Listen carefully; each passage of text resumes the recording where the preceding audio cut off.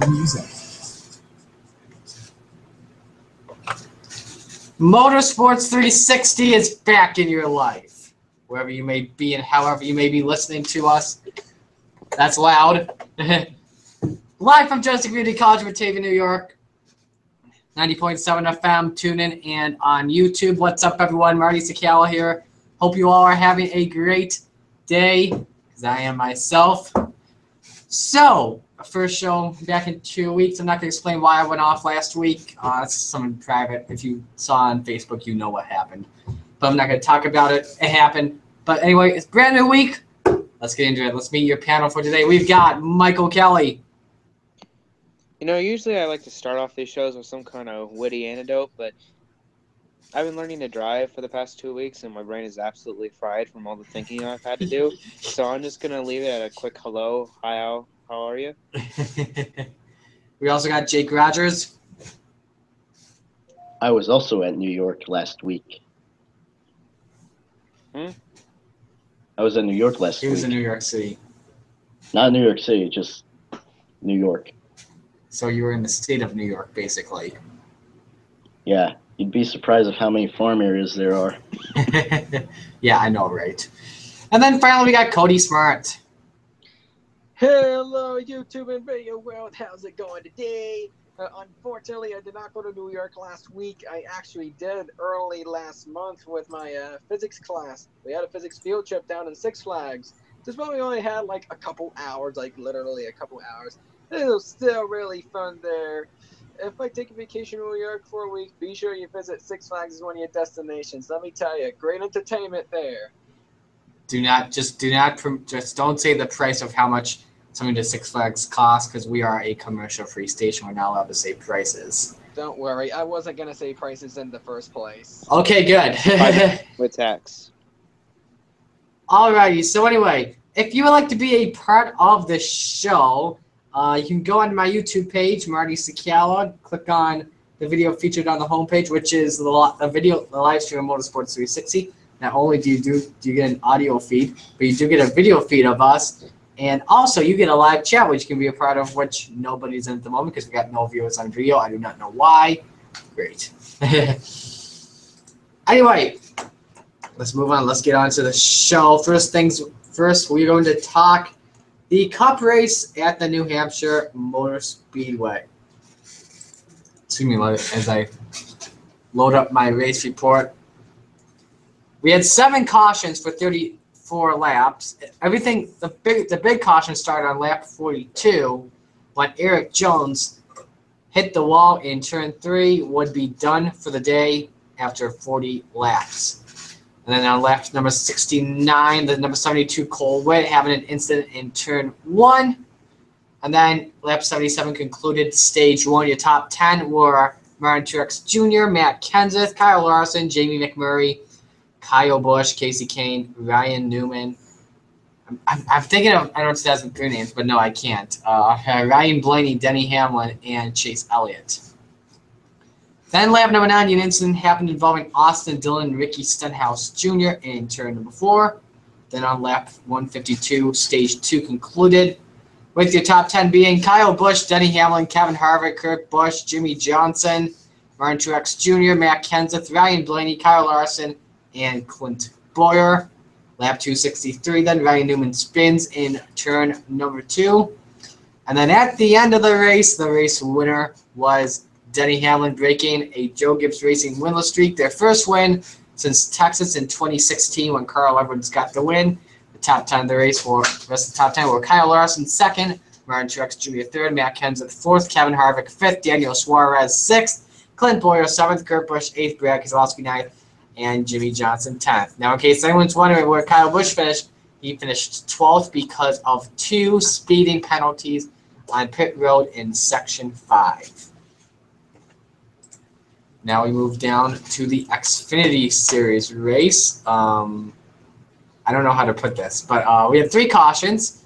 First caution came out on lap 31 when the 99 of David Starr had an incident going into turn 1. We then had a red flag for rain, which lasted around an hour. Then the rest of the race was caution-free, basically, with the exception of those stage conclusions. Stage 1, your top 10 were Kyle Larson. I believe the 20 was Ryan Preece. Yep, Ryan Preece. Kyle Busch, Elliott Sadler, Brad Keselowski, Justin Allgaier, Brendan Poole, Ty Dillon, William Byron, and Matt Tifft.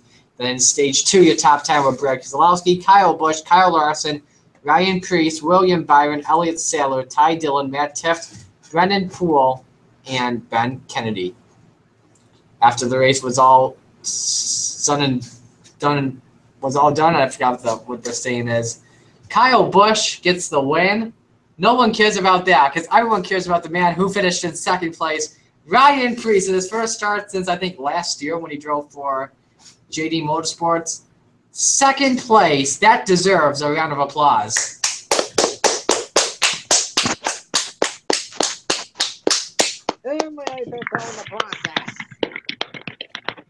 Good for you, Ryan Preece. William Byron, 3rd. Kyle Larson, 4th. Brad Keselowski, 5th. Ben Kennedy, 6th. Elliott Sadler, 7th. Ty Dillon, 8th. Cole Custer, 9th. And Brennan Poole, 10th. All right, now we move down to the IndyCar race that took place at Toronto, the city of Toronto. Funny thing that happened before the race, during driver introductions, James Hinchcliffe, who is a native of Canada and is known as the mayor of his fan base, Hinchtown, he got every single driver to sign his photo suit, which was very weird and hilarious. Anyway, first caution came out on lap number 1, where Scott Dixon and Will Power made contact. It would end Will Power's day just after 1 lap. And then lap 23 was our second caution for Tony Kanaan, locking up the brakes and getting into the wall in turn 1. At the end of the day, Joseph Newgarden gets the win. Alexander Rossi 2nd, Hinch 3rd, Marco Andretti 4th, Simon Pagenaud 5th, Ryan Hunter-Reay 6th, Max Chilton 7th, Elio Castronova 8th, Graham Rahal 9th, and Scott Dixon is 10th. All right, that does it for the headlines. But not for the race recaps. Now let's get to the headlines. Just announced around 2 hours ago, Dale Earnhardt Jr. has unveiled his Darlington throwback scheme. It's a nationwide scheme that is patterned off the AC Delco scheme that Jr. drove to his first Xfinity Series win in 1998. Big news coming out about a week or two ago: Eric Jones would be driving the 20 for next season as Matt Kenseth will leave. Speaking of that, not only will Matt Kenseth be leaving the 20, crew chief Jason Ratcliffe will not be the crew chief in 2018. He confirmed to NBC after Kenseth's 4th place finish on Sunday at NHRS that he would not be returning atop the pit box next season when Eric Jones replaces Kenseth. He's not sure if he stays at JGR, but he expects all of the car's team members that are secure at the organization. After Kyle Busch picked up his 89th career Xfinity Series win, he revealed on Sirius XM NASCAR radio after winning the race that he would be done with Xfinity Series competition when he hits 100 wins. So 2018 could be possible, maybe even 2019. We'll just have to find out. So Kyle Larson was supposed to have the pole for Sunday's Cup Series race, but he got stripped of his qualifying time. Here's why. He failed at post-qualifying inspection after qualifying with an improper rear decollete fin. But how did it pass inspection before qualifying? How did that happen? So Steve Letarte, who is one of the color commentators and analysts on NBCSN, he explained during practice on Saturday morning in New Hampshire how a part that isn't supposed to be adjusted apparently was between the first and second inspection. I'm not going to show the video due to the time of his turns. So people have been talking about a new manufacturer coming to NASCAR. A lot of people thought that Dodge was going to be back. Unfortunately, it has been announced that Dodge will not be returning to NASCAR, unfortunately. So let's see what the story says. It's a pretty long story off of jski.com. It doesn't. I'm not going to go into details. All it just says is Dodge will not return to NASCAR. If you remember, the last season was in 2012 when Brad Keselowski won the championship for Team Penske and Dodge. So we were talking about James Hinchcliffe previously. Let's talk about him now with NASCAR. He's considering racing in NASCAR, although he is committed to his open wheel team with Schmidt-Peterson Motorsports. He would like to get his feet wet on a road course in the Xfinity Series sooner rather than later. Hinchcliffe quotes, "We hit the ground pretty hard in the last 18 months trying to make it happen." And Hinchcliffe has had some contact with some NASCAR outfits, but things haven't progressed to the point where there's any solid lead on a seat. Well, the Xfinity Series will be visiting Mid-Ohio, where the IndyCar Series race, where Hinch has raced twice in Indy Lights and 5 times in Indy Cars. Excuse me. The next race, by the way, for the IndyCar Series is in Mid-Ohio. So it has been confirmed on Twitter and on Reddit that Richard Childress Racing is parting ways with Paul Menard's team at the end of the season. It hasn't been confirmed, but there are rumors that it's going to happen.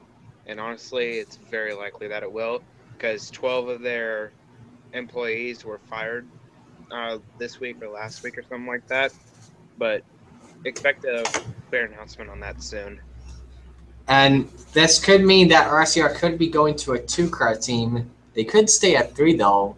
We'll talk a little bit of silly season during discussion time later on. And I doubt this will happen, but there's some speculation that Paul Menard will go with Penske / Wood Brothers. I don't see it happening, to be honest. Me neither. I don't see Paul Menard going there either.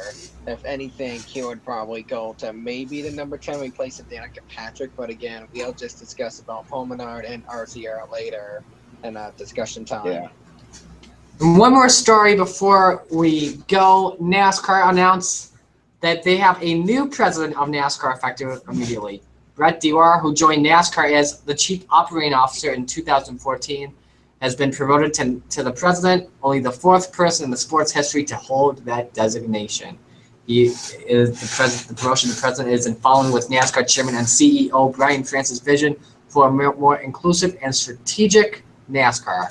As COO, Dewar led several monumental initiatives and drove strategic development and opportunity at every turn while developing a strong leadership team centered on industry collaboration and metric-driven results. All right, now let's get to what some people are saying in the chat. Hello to Max the Hedgehog, Dixie Normus. Excuse me for that. That is inappropriate. The other JR. Who is that guy? Yeah, I don't know who the other JR is.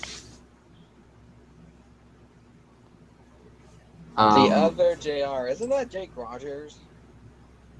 And also hello to Daniel Voiles, who also joined. Yay! Yes, Voiles has also joined. All right, let's go to let's take a commercial break. Well, not really a commercial break. Let's go to some public service announcements. We will be right back. Stay with us. Suburbs, or open parts of the region, this is a great place to make a home. Excellent and natural design for home.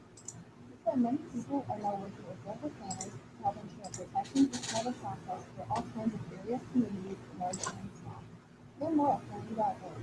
This is Matt, public service on the American Planning Association and 90.7 Ranger Station, Ranger Station. Hi, I'd like to report a fair sighting as in Smoky Bear. Continue. I was burning the yard when he told me to remember that it's 2 months touch, it's 2 months. You know, 9 out of 10 wildfires are caused by humans. That means 9 out of 10 wildfires can be prevented. I know that now. As usual, the talking bear. Always burn responsibly. Contact your local fire department for open burning. Brought to you by the U.S. Forest Service, your state forester, and the adjunct. Learn more at SmokyBear.com. Oh, wow. And welcome back to Motorsports 360. Real quick to anyone that was in the chat and watching on YouTube, we do apologize for that channel name. That channel name has been reported and deleted. Hello to Brad Stover, who just joined in the chat. Alrighty, now it's time to get to our favorite segment on Motorsports 360. That is discussion time. Yay. Yay! And everyone's excited for discussion time. Yep. Extremely. So the first question on discussion time is, well, we just had some track improvements to the New Hampshire Motor Speedway. They added some like track sticky things. It's not like what they used at Bristol or something like that. New Hampshire Motor Speedway. They added some like sealer to the racetrack, so stuff. the racing was kind of improved, but it was not fully improved. So the question is, how do we make the racing at New Hampshire exciting? Michael, you're first. Well, I'm not a racetrack engineer or anything like that. I like Tony Stewart, that one quote that Tony Stewart had or whatever, that about that guy who messed up his facility because he thought they were too strung out and they all have racing engineer degrees or whatever. You know, that's kind of off topic anyways. How to make the racing better? I don't know. Maybe make the top line work, I guess. I don't really know. The bottom line is so dominant. People were able to use the middle lane a little bit, but it just kind of caused people to have trouble passing. Because I was watching Jimmy Johnson working the outside lane in 8th place, battling Matt Kenseth and Clint Boyer. He would get such a good drive off to the corner because they put all that VHT stuff down on the outside lane, and he was able to get the run off the corner and stay ahead of Matt and Clint for probably 40 laps before they finally got around him. So I don't really know if you can do anything to really make it better. I'm not brilliant in that kind of field, I guess. I don't know. All right, Jake. To be honest, I would just say don't race at New Hampshire and be done, but that's too easy. To be fair, they should just probably have like a new package, like have like an exclusive package for New Hampshire. They might have to pour some money in it, sure, but money is irrelevant to this topic. So, yeah, just make it like an exclusive like package for New Hampshire, because the racing there is not good, like at all. Okay, Cody. But you see, I think New Hampshire tried to do this because just look at this. Next year, they're only going to have one race. So I bet people up on the track, after hearing that news, are thinking, what can we do to make the track better or make the racing more exciting? Well, here's an idea. Let's put something at the outside lane so people would gain more momentum. And that actually worked for a little bit. I've actually seen some guys battle for these big positions to pass to the outside lane. So you see, New Hampshire is certainly improving. And this makes me feel a little bad for them, honestly. Because it's like they made all these improvements, but it's still confirmed that they only have one race next year. It just stinks. And I have another idea up in the air. Maybe just opening the road course for one race to see how that works. But apparently, due to the road course part being so small, I'm not sure if they could even fit too wide there. Like, I don't know, it'll be your guys' call on that, but I feel like they should extend to the road course, but probably make it a little wider so we can see some passing there. Who knows, maybe Allmendinger can win New Hampshire or something. Yeah, you're right about one thing, Cody. They're on the up and up. Here's what I would do. So I would increase the banking at New Hampshire. Here's why. I remember back out at Homestead Miami Speedway in 2002, we did not have banking on the surface until 2003 came when we added banking. Without the banking, the racing wasn't really the best because originally they tried to make it feel like an Indianapolis Motor Speedway appeal, but it was terrible. But now they have banking at Homestead Miami, and the racing has been amazing there. So I would say maybe add some banking to Homestead Miami Speedway. That maybe it could also work out the high line on the track. Could make some interesting racing around a 1 mile short track. Yeah, the only thing with that is that you would make a lot of fans unhappy. Because one thing that I've seen on Reddit and Twitter a lot is fans liking New Hampshire because it's something different. There's no other track like it in NASCAR. And if you make another Homestead, that's just going to take away from the uniqueness that people like about it. But I don't know. I side more with the people who don't like it and think the racing is absolutely boring and call 9 cars on the lead lap and the leader with a 15-second lead, they call that racing. That's racing, but that's boring racing. That's what New Hampshire is. I mean, who wants to go to a race and watch a snooze fest, you know? All right. So next question for you guys on discussion time. It has been announced that Eric Jones will be racing in the 20 next year. How will he do in 2018? Will you think he'll have an improved performance in the season, or will his performance deprove? You're up first, Jake. I think he'll do a lot better than he is doing in the 77. He's not doing too bad in the 77 as of right now, but I feel like he could do a lot more in Joe Gibbs' equipment, because I remember back in 2015, he subbed for Kyle Busch when he had that injury. He was running in the top 5 pretty much all day until he wrecked. So I'm thinking, and that was kind of like a learning curve for him. Even he's just a rookie, and he can do a lot more than most veterans today. So expect him to have at least one win in the 20 next season. Okay. Cody. Well, I gotta say, Joe Gibbs Racing has been a bad luck streak for a while until that win. So I don't know if Eric Jones is going to improve or deprove. It all depends on Joe Gibbs Racing's luck.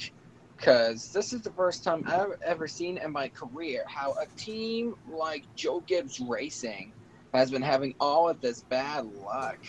So to be honest with you, it really depends on the morale of this team. If they have a very high morale and say one of the drivers win the championship after the season, then Eric Jones goes into that 20, then he'll have the same confidence as Kyle Busch, Denny Hamlin, and Daniel Suarez would. And I'm pretty sure because of it, Eric Jones will most likely win at least one race. Heck, with his talent at a 77, I expect him to win at least a race and a surprising move before the chase. Like, I see him as a surprise winner right beside AJ Allmendinger and Dale Earnhardt Jr. So it could happen. I would see Eric Jones improving next season if his talent continues to rise like it is, and probably beat Daniel Suarez for Rookie of the Year, and also the equipment in that 20 car. Man, let me tell you, Jones, I think, will have a pretty good shot next year. All right, here's what I believe. It's guaranteed in 2018 with that move to JGR that Eric Jones will get a win. There's a good chance he could get a win this season. If he doesn't get that first one, he will get it next season.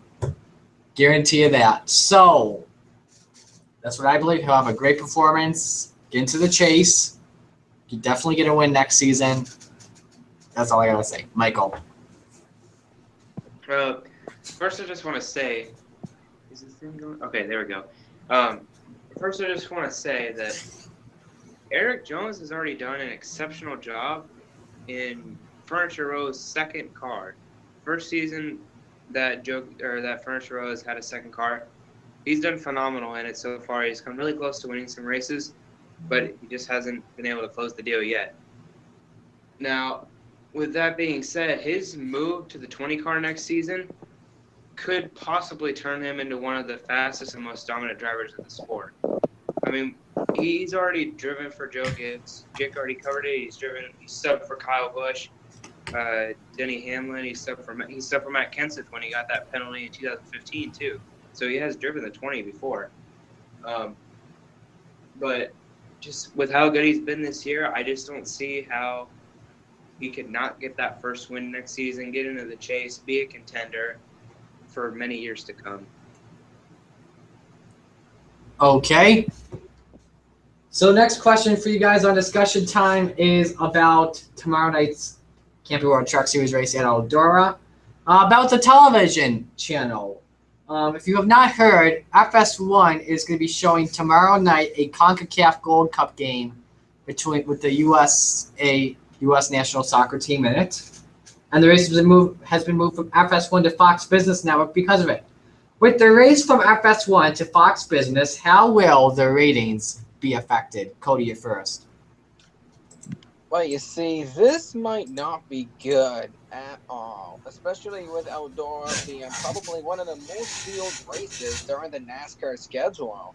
I mean, Eldora has been revolutionary to NASCAR ever since its first Midsummer Classic, and the ratings with that race helped NASCAR keep up with the ratings, just slowing down the deficit.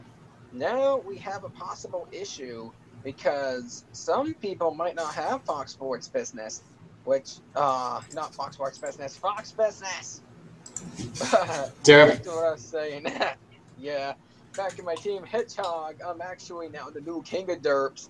But back to what I was saying. This might affect ratings in a really bad way, and they're already decreasing. This with the outdoor race being put into Fox Business, that literally adds an insult to injury for NASCAR right there. Because once again, outdoor is like one of the most viewed races this season. That really helps increase the ratings as well. So I do expect a pretty bad result compared to other years in terms of like attendance or not attendance, viewership, and ratings. Okay, here's what I believe. All right, so I have DirecTV, and I just went on DirecTV's website, looking at all the different DirecTV packages. I looked up Fox Business, and it is available on every single package they have on DirecTV. But when you look up Fox Sports 1, it's not on every single one. It's not on the first package, which is Select, but it's on everything else from above, so like Entertainment, Choice, Extra, Ultimate, and Premiere.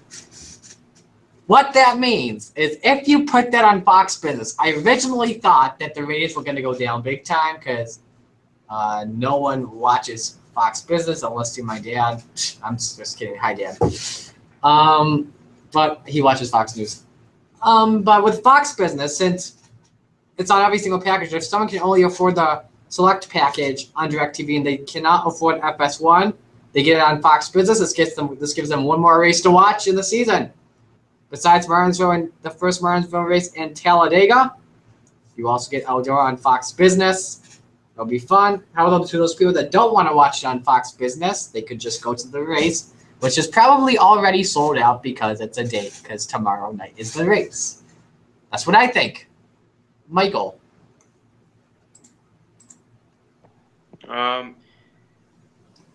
Eldora, I don't care what anyone says. I know it's just a truck race, but Marty's already said it. It's going to be on the Cup Series schedule in 2020. And to be honest, I wouldn't be surprised if it got on there 2020, 2021. Eldora is a crown jewel event, guys. It's a crown jewel event. That's like moving the Daytona 500 to Fox Business. We will be outraged if you did that. Now, like you just mentioned, Marty, DirecTV, for example, has Fox Business on all its packages. But what was the other company you said that didn't? FS1. What? No. The other. That's the. Uverse, I did chant. DirecTV and who else? Uverse. I don't know. What'd you say? I just talked about DirecTV. I didn't talk about anything else. Oh, I thought you said. Oh, okay. Never mind. Okay, whatever. I'm sure other stations don't have that included in their package. I'm not really sure. I know I have it, so I'm good to go. But ratings-wise, there's going to be a lot more viewership or listeners on the radio. The Canadian streamer is going to get a lot more popular. And yeah, I mean, that's basically what's going to happen. People are just going to find other ways to watch it, or they'll just catch the highlights on YouTube. But it's sad that we got demoted because of soccer or whatever that thing is. So, yeah. All right, let's go to Jake. Now, I got one question, Marty. So what's on Fox Sports that's replacing Eldora? That soccer game. Okay. Do North Americans care about soccer? I believe that we will win. Plus, I have a U.S. soccer jersey, dude. I mean, I care about NASCAR more than soccer, though, to be honest. Well, like the average North American doesn't care about NASCAR. Or not NASCAR, soccer. They would rather watch a NASCAR race or a football game than soccer. So why make room for this soccer match that not the average North American cares about? Just have it. Just have the soccer match on Fox Business. Because Fox just looks at their schedule and they're just like, oh, it means a little truck race on a weekday night or a soccer game that a lot of people want to watch around the world. That's what they look at. They don't understand that Eldora is a crown jewel event and one of the best races of the entire year. I'm checking. Fox is, Look, can I add this, guys? I'm sorry to interrupt, but I'm checking what is on FS2 as well. At 9 o'clock, that's the time of the cup race. They are showing bull riding. even then, Bull riding? We got demoted to soccer from soccer and bull riding? yeah, soccer and bull riding. Just Nobody for likes bull riding. from who still watches bull riding? Who? I mean, just Hey, soccer. That not the. Respect. I love bull riding, even though I just said nobody likes it. Yeah, there's only people in like Europe care about soccer, and probably other parts of the country too, or parts of the world too, but mainly Europe. And for us Americans, the majority, or the maybe the majority, maybe not, but whatever. But even then, whether it's soccer or bull riding, why bump one of the biggest truck races of the year for that? All right. I have another question, if I can add this. When was the last time a dirt race was shown on network television? Anyone know? Last year at Eldora. No, like 2012. Like Big Fox. Big Fox. Ever? Never. Nobody knows. Nobody I have no knows. clue. All right. If we look at the lineup tonight if you look at the lineup on Wednesday night on Fox, Big Fox, they have on 8 o'clock MasterChef, 9 o'clock the F Word with Gordon Ramsay, and then 10 o'clock is showing my local news and stuff like that. Here's the thing. You can put MasterChef and the F Word back 1 week. Put on the truck race on network television. That would be a big thing. You get a lot of ratings. Those people that like to watch Fox every night would be like, ooh, this is interesting. Maybe I can watch some truck racing in the future after that. They would be impressed by it. No one's impressed. I mean, I have a few people that watch MasterChef and the F Word, but just put it back 1 week. How simple is that? I'm telling you, guys, it's because the providers just look at the upcoming schedule. They see that it's a soccer game, a truck race on a weekday night, or these shows that people love to watch every week. I'm telling you, that's why we're getting pushed back. That's why we're pushed to another channel. And it's all right, Michael. But it's I'm sorry to interrupt you, but what about Fox Sports 2 with bull riding? Okay, I don't have an explanation for that. Yeah, exactly. They probably just know, maybe. I don't know. Just put it on Fox Sports 2. No one cares about bull riding anymore. Why don't they move the soccer game to Fox Sports 2? Or why don't they move the soccer game? Or why don't they move the soccer game to Big Fox? I'm telling you, Fox Sports 1, that's our territory. NASCAR has a show on Fox Sports 1 almost every day. And you're showing soccer over racing? Racing's a bigger sport than soccer! I don't care if it's a national team that's playing. Is there any show on television strictly for soccer, like Soccer 24/7 or something like that? Yeah, Fox Sports 1. Oh, Fox Sports 1. Oh, okay. All right. Well, soccer, you need to get your own channel. Yeah, it's called Fox Soccer. Oh, yeah. And adding like to that, this isn't the first time sports event no one cared about, in where the majority of the viewers see it, has been bumped, or the NASCAR race has been bumped for a sporting event no one cared about. Like, there's one year where, back in like Rio, there was like a basketball game with 2 different like countries, not like in America or anything, or any other big populated country. It was like, I don't know, Czech Republic and some other country. And a race was bumped for that. Like Olympic basketball game. Well, I wouldn't say that nobody cares about soccer. I have a lot of friends who really like soccer, but I mean, come on, we got to get some sort of respect at some point. I mean, we got to have guys up in the front office that are going to fight for our, I guess I'm just going to say it, fight for our rights, man. We have an injustice of the law here, man. Yeah. Who's gonna fight for us so that we can get our crown jewel events on network television or at least on Fox right. Sports? I think this thing is kind of dragging on a little bit. Let's move on to the next guy or next question. All right, next question. All right, so Dodge will not be back in NASCAR in 2018. However, NASCAR is kind of looking into a fourth manufacturer. By the way, hello to Julius Anderson, who just joined the chat. What manufacturer could you see in NASCAR? I'm going to go first.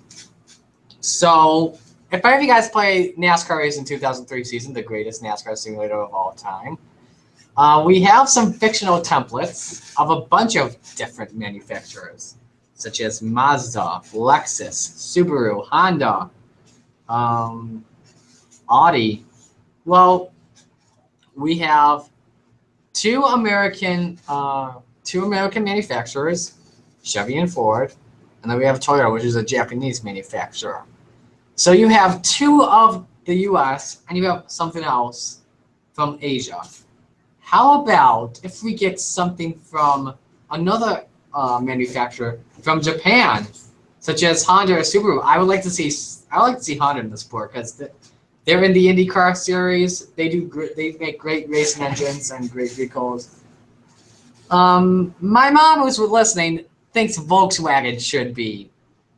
Volkswagen. Yeah, Volkswagen. But here's the thing: if we do get a European manufacturer, let's see BMW, because they're big in the racing industry. Either BMW or maybe Audi or Porsche or Volkswagen. I don't know. Michael, what you think? Well, I do want to say one thing. If we get Volkswagen, we need to go race in Europe. But I'd like to see Nissan for two reasons. One, I saw a picture of a Nissan created by someone that looked really sexy. And two, also from Reddit, I don't remember who said it because it was like 3 weeks ago, maybe two, I can't keep track of time. But they said that Nissan would probably have the easiest transition in the sport because of some other motorsport thing that they do. I don't really remember what it was, but they said that they would probably have the easiest transition. So, if I were in charge of NASCAR, I'd want to work with someone who would have an easy time getting into the sport and being able to do everything and, all that fun stuff that you need to do if you're going to bring a new manufacturer into the sport. All right. Let me get back to the chat real quick. Julia says, great engines. A Honda, I mean, I get it, they're not really that reliable, but a Honda engine won the Indy 500. Elijah says, put wagons on the racetrack on call, that NASCAR's fourth manufacturer. All right. Jake. To be honest, I don't see a fourth manufacturer coming in next season. Probably like maybe like the 2020s we could, but not at this time. I mean, the closest to me I see a manufacturer coming is Honda, but I don't think there are any other manufacturer. I mean, you did mention Volkswagen, but I imagine it'd be like required for like a manufacturer to have a truck, like a truck to be in the truck series too, like their own truck. But Volkswagen doesn't have that, so that's out of the equation. And pretty much for like Mazda and all those ones, Honda and Nissan are the only ones I can think of on the top of my head that aren't in NASCAR but have like trucks and cars or trucks and sedans they could use NASCAR. Okay. Finally, Cody. Yeah. This one can be a little tricky, honestly. let's see about this one. If we had a fourth manufacturer, it might most likely be a Japanese manufacturer. Because look, at Toyota, they've been dominating for a while, except for a portion of this year. Now, who I think would end up being the candidates? We got the Nissan, which we can have the Nissan Skyline out there. We can maybe have the Hondas, and I don't know what model they would have. Maybe the Honda Civic, sort of. Probably a Civic or an Accord. Yeah. I mean, this is going to be a little tricky for NASCAR to decide if they are to have a fourth manufacturer. I just say it'd be a little bit better off if, say, just stick with three manufacturers and try to get Dodge or Chrysler. But other than that, I don't think they're going to get anywheres. Probably have a European manufacturer because we do have those European racing series. So probably like Volkswagen or BMW. Oh my gosh. The BMW would look amazing because I've actually seen some possible pictures of the BMW template online, and those look really amazing. So I hope they have BMW involved in this, and that would be very interesting. New manufacturer BMW. That would mean we're probably gonna have to go to Germany at some point. Probably just help them out a little bit. Chase race at Germany, going it. That's if we do have like BMW or something. But yeah, it's going to be a really tough one for NASCAR. Hopefully they make the right decision soon. All right. Next question for you guys. So now Eric Jones will be moving to the 20 next season. The fate is now in the 77 team's hands. So the question is, will the 77 team be back next season? Michael. Hang on a second. I'll be right back. Okay, we'll just go to Jake. I kind of missed the question. What was it? Will the 77 be back in 2018? Oh yeah, definitely. Because think of all the drivers that could be in the 77. Maybe just, I don't know, throwing Matt Tiff because he has sponsors. Not that he has talent or anything, but he has sponsors. And another one, Matt Kenseth could be another candidate. He's not returning to the 20 team. Maybe give him, and he's not exactly retiring either, so why not just give him the 77 if Eric Jones is going into the 20? Just have him swap rides. And a lot of others, maybe like Brian Patrice or Kyle Benjamin could be there. Or, since Paul Menard might not return, have him drive the 77 next season. I don't know, just throwing a bunch of drivers into there, whether from Joe Gibbs or not. But yeah, there's still a possibility that Furniture Row Racing will still be a two-car team. Okay. Cody. Well, let me just say this first. I do not think Furniture Row should not put away the second car because their progress is so amazing. Plus, with so many wins and so much progress they have made, heck, I would be a little gullible in my opinion, not to be biased here, if Furniture Row goes back down to a one-car team. I feel like somebody should go in for the 77 just because it'll help them with greater profit and would help them reach their goal for 2019 or 2020, whatever that is, to field a three-car team. Now, who do I think could be in the 77? I've actually did a write-out on this in a forum before. So the first candidate I would say would be Matt Kenseth, because look, he got most likely let go from Joe Gibbs Racing after the end of the season, and with the 77 being a pretty good car, I would bet that Matt Kenseth would most likely race in that Toyota for Furniture Row, at least for a couple years until he most likely announces retirement. From there, I say it would be a great time to put Matt Tiff in the 77 because, in my opinion, Matt Tiff is probably, he's good per se, but he's probably not the best Xfinity regular. Other than like William Byron, Daniel Hemrick, Brandon Poole, other guys who want to go up into the Cup Series. Matt Tiff, I just have slight doubt in him right now. But heck, since the Xfinity Series, not Xfinity Series, Cup Series, Denny Hamlin won the race. I say it could help Matt Tiff a little bit in the points, probably land in the top 5 before the chase. So I don't know who could be in a 77, but I also have one more possible candidate. That could be, and this one would be a bit of a surprise, Casey Kane. You see, he has talent. It's just his car is giving him problems all the time. So I'd say maybe put Casey Kane in the 77 for a couple years until Matt Tiff is truly ready to ride in the Cup Series. So, in my opinion, I just say just don't put an average Xfinity driver up to the Cup Series because I don't feel like they're ready just yet.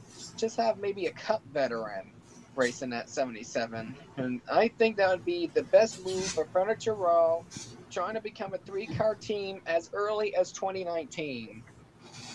Okay. So I'm looking at potential free agent Monster Energy Cup Series regulars after 2017. Here are some of the drivers: Eric Almirola, Chris Buescher. I don't think he will be at FRR next season. Kurt Busch. He's with JTG. Yeah, he'll be in the 37 next season. Casey Kane maybe. Kenseth, Keselowski, McMurray. His is unknown. Paul Menard will be a free agent. Danica is uncertain over sponsorship, and Bubba Wallace, which his contract status is unknown. Well, if I like to also point out one thing. For RCR going to a two-car team, I honestly thought they would still stick with a three-car team and have Ty Dillon drive a 33. I guess not. All right, so excuse me. So I don't think it'll be Almirola who'll stay in the 43. Kurt Busch will most likely stay in the 41. Matt Kenseth, I don't think he'll be in the 77 next season. I think, he's an old guy. He's been racing in the Cup Series since 2000. I think he'll retire from the sport. Keselowski, he's got to stay at Penske. I think he'll stay at Team Penske. Jamie McMurray will most likely stay at Ganassi. Paul Menard, we know, has already left. Danica, that's close. I don't think she'll get the 77 either. Well, we didn't talk about Bubba Wallace. He's a free agent, doesn't have an Xfinity Series ride. Why not put Bubba Wallace in that 77? Get back in that Joe Gibbs Racing development lineup. Like he could drive this. Back to GR. Yeah, that would be. I would like to see Bubba Wallace in the 77 because before he made the switch to Roush Fenway, his career in the Toyota was amazing. He got a few wins with Kyle Busch Motorsports in the Truck Series. Let's put Bubba Wallace in the 77. That'd be fun to watch, wouldn't it? Yeah, he only ran the 6 from 2015 and 2017 is because he didn't want part-time in the 20. All right.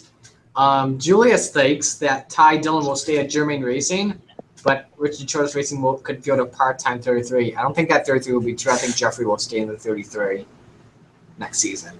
All right. Is Michael back? Yeah, I said I'm back. All right. Will the 77 be back next season? That's the question.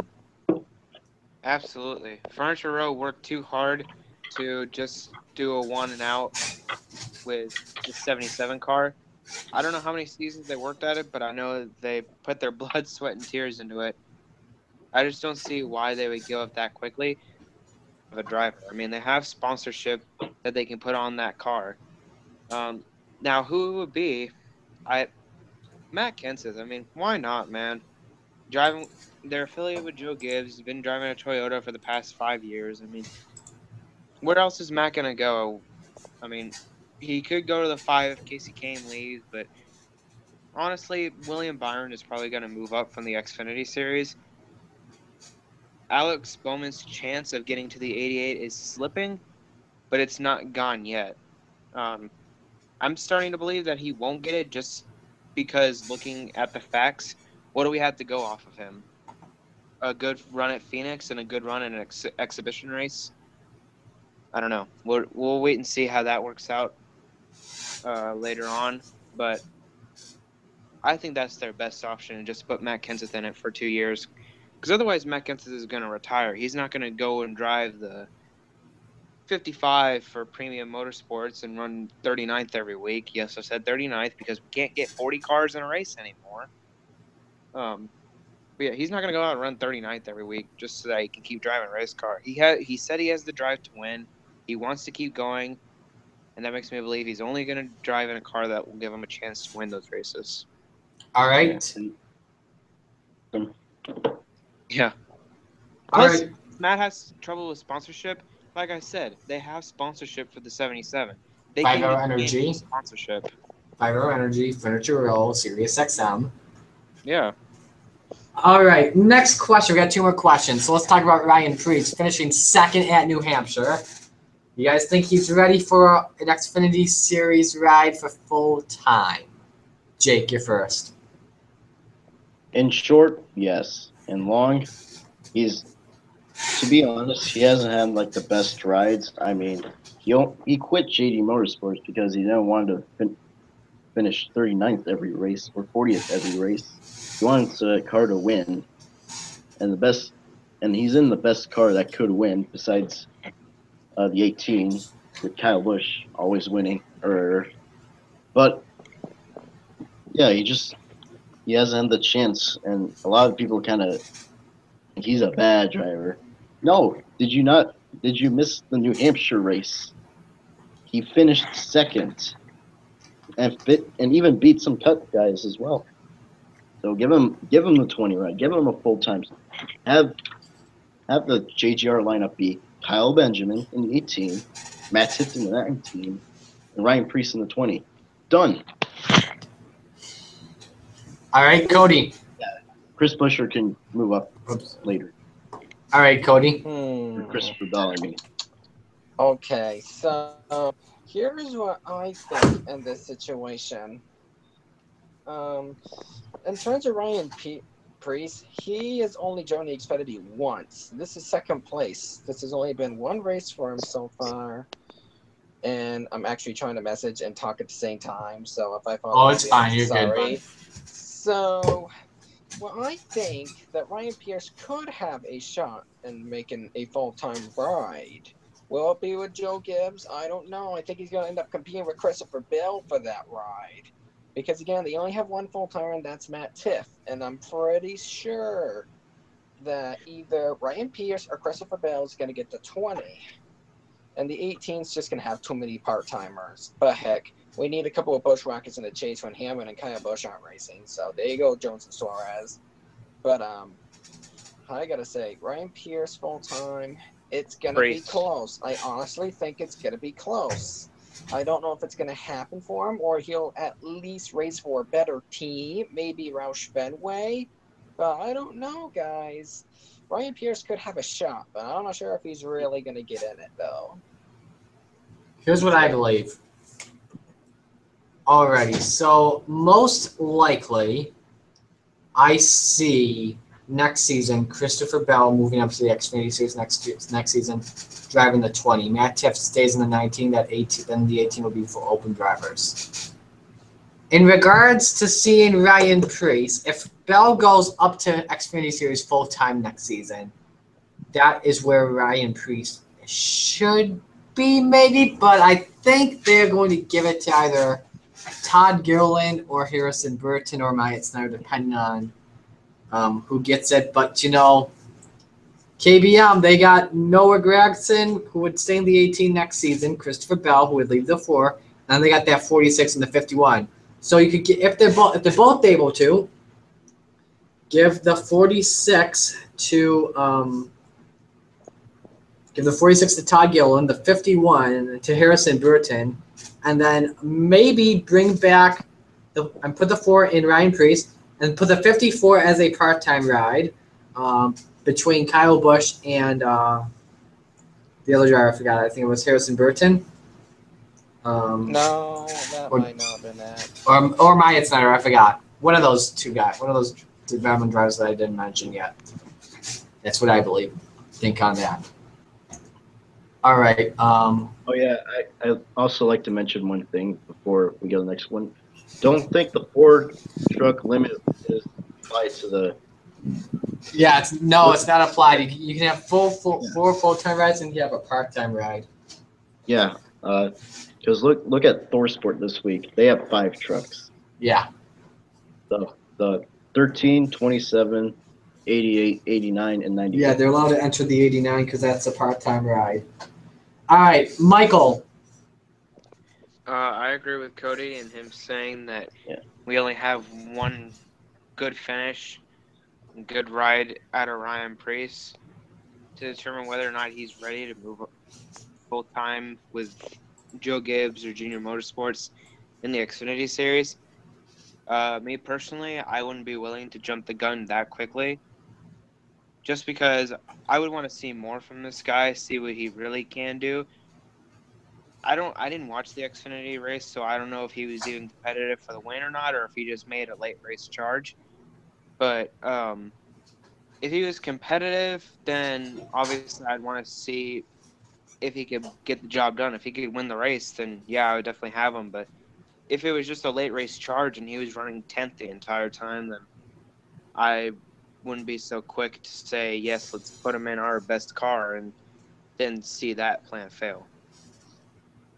Okay. Final question for you guys. Let's talk about the later start times. I saw this question on SiriusXM's Facebook page. It was from Trading Paint, so I figured I'd ask this on Motorsports 360. As a fan, have the later start times been for races been good or bad for you? Cody, you're first. No, I do not. Wait a minute. What was the final question again? As a fan, have the later start times for races been good or bad for you? Let's see. If a fan starts the race, that is actually a really confusing question, in my opinion. Honestly. Do you it's like start probably- times at 3 o'clock? Yes or no? Oh, okay, gotcha. Dirt. So, you know, I like and I don't like it because look at all these night obligations everybody has to do. That might just prevent them from watching the race, honestly. Especially if a rain shower comes in, cause a 5-hour delay. That would be a pretty bad idea. And then we go later on and say start times at 2 or 1 or something like that. I prefer that a little bit better, so then I wouldn't have to take a shower in the middle of the race. Yeah, wouldn't have to take a shower in the middle of the race and don't miss the end of the second stage or something. I'm just setting that as an example. So you see, it might be a bad idea to start at 3 only because people have to sleep for work the next day or they have to do something or something like that. So I say just bump it maybe a little earlier, or better yet, just put it in Mountain Time or Pacific Time to what you're actually going to plan. Here's what I think. Hold on, guys. I'll be right back. I like the start times at 3 o'clock. I like him during the summer, though. Well, actually, no. I like him during the fall and the spring. I don't like it in the summer because on Sundays, you could start the race at 1 o'clock and you probably have no one going against you. I mean, you could have Major League Baseball, but that usually happens like every day. But they usually have afternoon games like every day. But I think you should have a 3 o'clock start time during the beginning, probably during what was I gonna say? From September to November. Here's why. There is one big sport that NASCAR would be competing against, and that, my friends, is the National Football League, the other biggest sport in the U.S. next to NASCAR. Because you always got games starting on the East Coast at 1 o'clock. Maybe start them at 3 o'clock. It'd also be working with lights. I do get if there are races on NBC that you'd have Sunday night football. Well, maybe move Sunday night football to NBCSN until the race on NBC is over, in case it has to go to overtime and they have like lights at the track. As Tristan Allen once said, every light should have tracks. I love quoting that. All right, Michael. There's things to like about it and there's things not to like about it. For people on the West Coast, they can come home in time if they go to church or something like that in time for the race, or they don't have to wake up really early just to watch it when it starts at noon or 1 o'clock. But I don't know. I think we need to work the start times around how should I say this? We shouldn't have like a consistent like 2 o'clock, 3 o'clock, 2 o'clock, 2 o'clock time. If we're over on the West Coast, we need to start it at 3 o'clock East Coast time, and then that'd be noon over there. Get to the fall, like you said, Marty, we're competing with the National Football League. We compete. Do I even say compete? We can't compete with them. It's the biggest sport in the world. We can't compete with that. So we need to work around that. We need to start the race when games are ending. That's when we need to start it in the fall time. Maybe do something like that. And then otherwise work it around what area the race is in, what time zone it's in, maybe. Okay. Just be smart with it. It's not hard. I mean, all you got to do is look at what time the race is going to start if you're worried about confusing fans. Don't worry about that. We can figure it out ourselves. We're grown-ups. We're big grown-ups. Yeah. Jake, are you back? No, he's not back. All right, so that'll do it for discussion time. I got to play Legal ID real quick. We'll take a break real quick, and then we will get to predictions. We will be right back. WGCC. It's India's best music. Now, commercial free all day. In even more places with the TuneIn Radio app. Available for Apple and Android. This is 90.7. Welcome back to Motorsports 360. It is time now for predictions. So let's go. Let's recap the standings. So after Kentucky, we did not do New Hampshire. I'm in the points lead with 66. Michael's 3 points behind in the second with 63. Cody's third with 61. Jake is fourth with 56. So the order will go Jake, Cody, Michael, and then myself. Well, because we missed New Hampshire this weekend, let's do a double points weekend, shall we? Who likes that? Oh my gosh. I don't, because every time we have a double points week, I fail. I know what to choose this week. All right. Alrighty, so You dare, Jake. so we have 3 races this weekend. 2 of them will be featured races. So we have the Xfinity Series at Indianapolis. And then our first featured race will be the Truck Series race at Eldora. Oh, wow. And then the second featured race will be the Cup Series at Indianapolis. All right. Hey, let's go backwards order for the Xfinity race. Now, we're going Xfinity first because that's non-featured. So No. I'm saying, which one? Wait, I'm confused. Cup race is featured, and which is the other one's featured? Truck Series. Truck Series, Cup okay, Series, let's go backwards Xfinity for the Truck Series then. No. We got to do non-featured, then we do fair. featured. It's only fair. It's a double. No, Marty, please. No, we have to do Xfinity Series first. Really, we have to. If it's non-featured, we have to do it first. Save the featured ones for last. No. All right, let's go. You're not getting what I'm saying. I'm saying the order of how we pick. Like you, then me, then Cody, then Jake. And then when we go to the Cup race, it's Jake, Cody, me, and you. I get it. I like that. Let's do it. Yeah. Let's try that. See what happens. So I'll go first for the truck race, and then we'll do it in reverse order for the Cup race then. Okay. So for this one, Better. it will go Jake, Cody, Michael, then myself. So for the Xfinity Series race at Indianapolis, this race is at 3:30 p.m. on NBCSN. Your notable entries for this weekend's race are Paul Menard in the 2, a name that will not be mentioned in the 18, Eric Jones in the 20, Joey Logano in the 22, Tyler Reddick in the 42, and Casey Mears in the 98. Start us off, Mr. Jake Rogers. All right.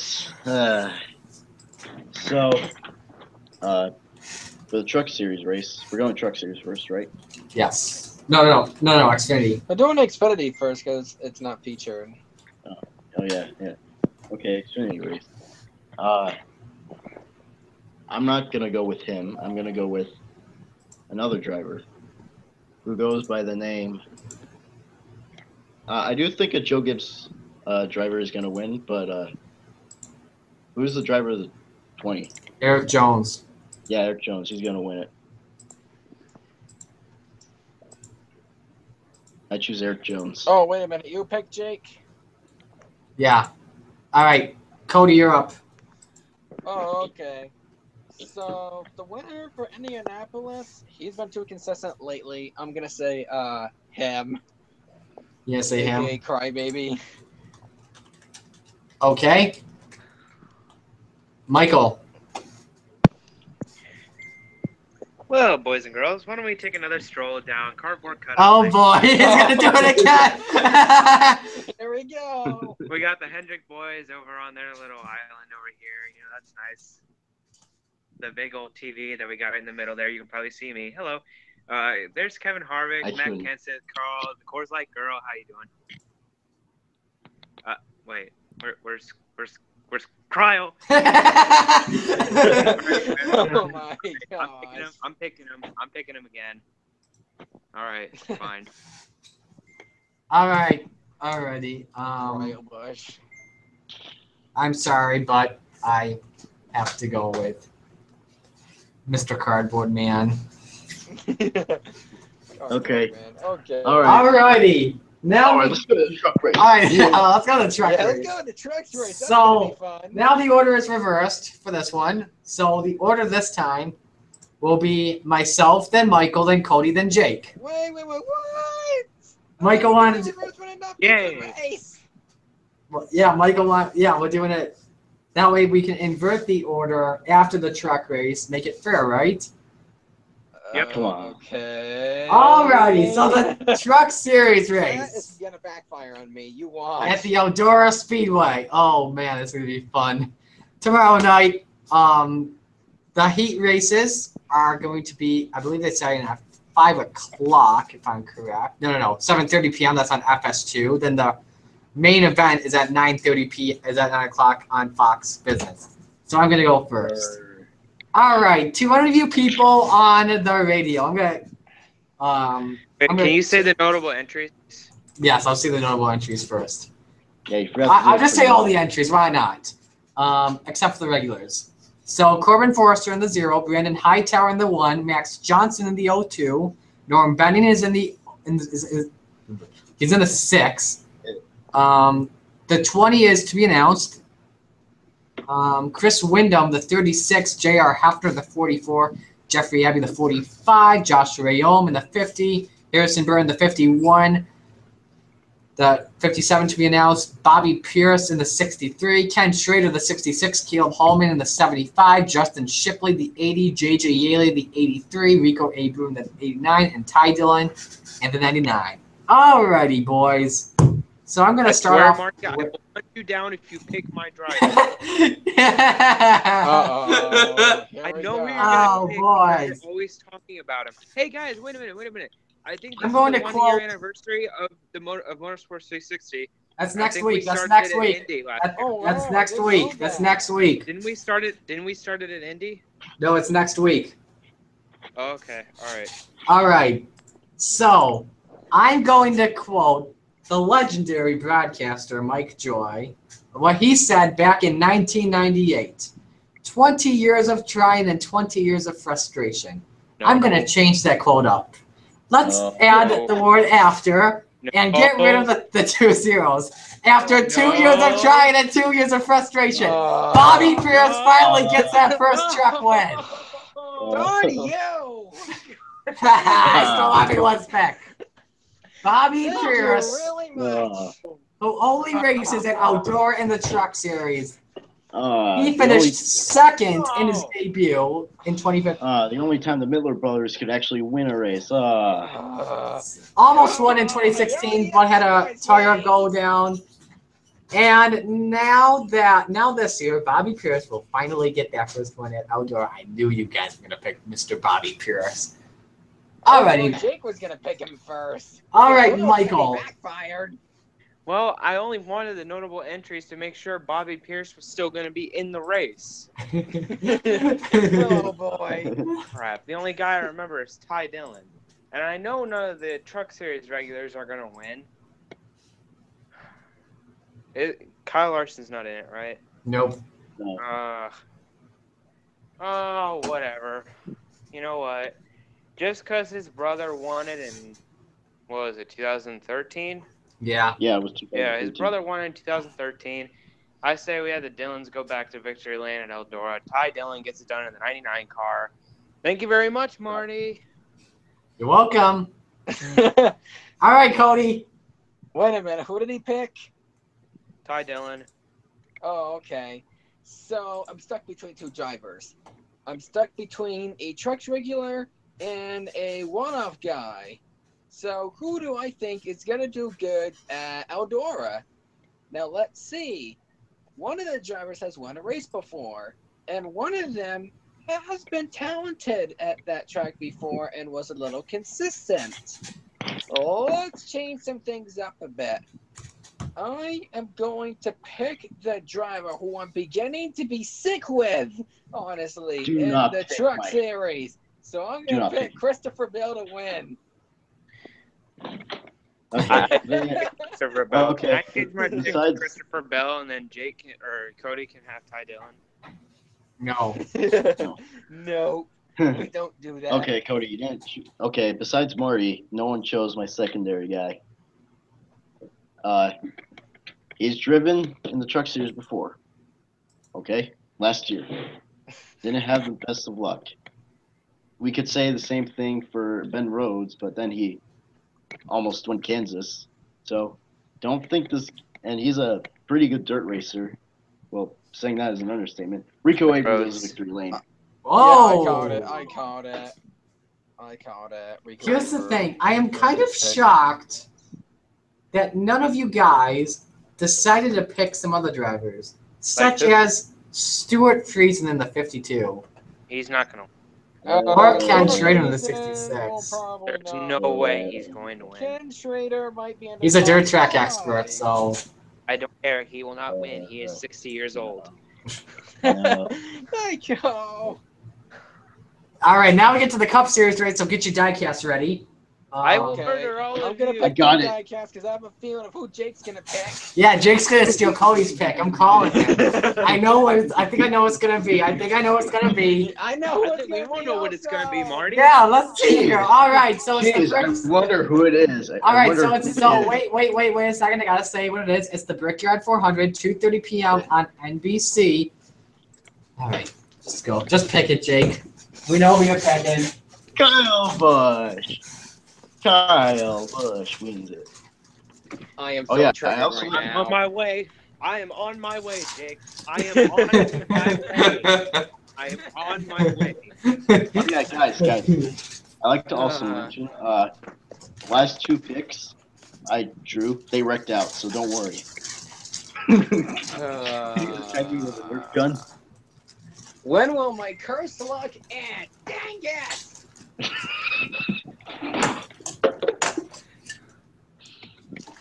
Alrighty. I had a skit ready for Kyle Busch, and you ruined it. Well, I mean, Michael, you could do it right now just for the heck of it. Yeah. I would show them. So. Well, thanks a Thank lot, you, Jake. 2020. Again. Thank you. Now let's go to the real racetrack. All right, let's go, Cody's pick. Let's go. Okay. Yeah. All right, Cody. So thank you very much for taking him, Jake. Oh, darn it. So, who do You I don't know. think is gonna It's a good thing. win that race? Well,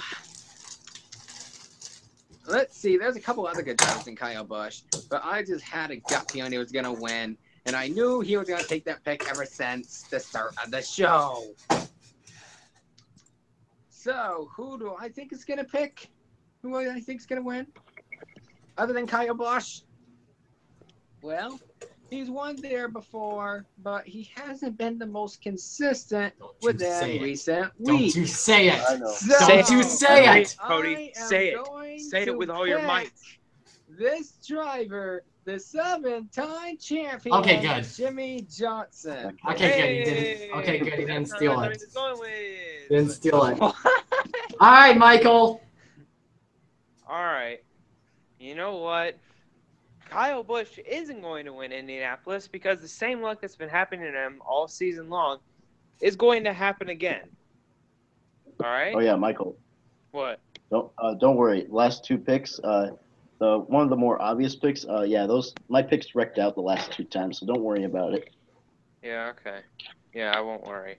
I won't worry when it's 2 laps to go and Kyle Busch has a 10-second lead. Yeah, so, again, taking another stroll down cardboard cutout lane. 7-time champ, greatest of all time, has already been picked, and he's retired.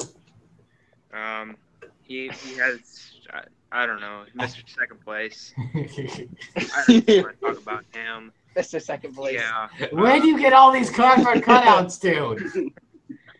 Oh, well, she'll be in victory lane at one point. Okay. Okay. Well, unfortunately, the guy that I was going to pick, he doesn't have a cutout. Well, I don't have a cutout on him. So, I know who I'm it going is. to show his diecast instead. It'll probably be Chase Elliott. It's going to be Yeah, Chase you Elliott. guys can go ahead and go with all your speculation and everything. But I'm going with the safe pick. This was Kevin Harvick last year, but now it's this guy. Are we really stupid enough? Like, are we really that stupid, guys? Are we really that stupid that none of us have picked him this year? Very much. Very much. That none of us picked him very much. Are we really that stupid? He has been the most dominant car all year long. He could very well I be know the who very it is. first I know team. who he's picking. I know who he's Guess picking. what? who it is. Rick PR 400 winner, MTJ. I knew it. Oh, yeah, I chose And you know him what? If before. he doesn't win, he's going to get a top 5 because he's Mr. Consistency. Oh, yeah. Alrighty. I've chosen It's a smart pick, especially with a double-up weekend. It's Now- a smart pick. Now it's up to me. Alrighty. I don't have a diecast for this driver, but I'm going to insure it today. So let's just go with the biggest one of all time. Ty Dillon gets the win this weekend. What the? No, I'm kidding. I'm kidding. I'm kidding. I'm kidding. I'm kidding. That's my bit. Don't steal my bit. So T-Rex is gone. Kyle Busch is gone. Let's Jimmy see Johnson's here. gone. Yeah, Jimmy Johnson's gone. Yeah, don't forget about Jimmy. All right, so we're looking at driveraverages.com. I have noticed that throughout the past 2 years at Indianapolis, only 6 different drivers have led laps at Indianapolis in the Cup Series. That just shows you how terrible the racing is. Or it just shows you that Kyle Busch is just that dominant. Alrighty, so this driver I'm going to pick. You went with a safe pick, Michael. Yeah. You know what? I like your strategy. I'm going to follow up on that. Let's go with a safe pick as well. He was in the points lead a little bit earlier this season. However, though, an inspection failure got him out. I think I know I what mean, you're picking. Even though this is a low line track, he is good at the high lines. Even though this is a low line track, I think though that at New Hampshire that was one of his worst tracks, and he did good at it. I think Indianapolis may be one of his worst tracks. I don't know that either. He's got the 7th best average finish over the past 2 years, and that average finish will improve. Going to victory lane for the 3rd time this season, as that guy once said in the Fantasy Live commercial, Larson gets his 3rd win. Kyle Larson does it. Larson. I don't know about that, Marty. He may wreck out if you're not careful. Alrighty, so let's recap the picks. So we start things off in the truck series. I had Bobby Pierce. Shut up. Michael had Ty Took Dillon. everybody's pick. Yep. That's Jake a bold Rogers. prediction, Marty. Jake had Christopher Bell and Well, I have Christopher Bell. oh yeah, that's right. You had Christopher Bell, Cody, and Jake had Rico Abreu. Rico Abreu. And then for the Cup Series, Jake has Kyle Busch. We took my pick. Here, I'll just show the diecast again. I'll just show it again. Yeah. Because. Yay, that's Jake- a victory for me. That's what Jake picked. Cody picked Jimmy Johnson.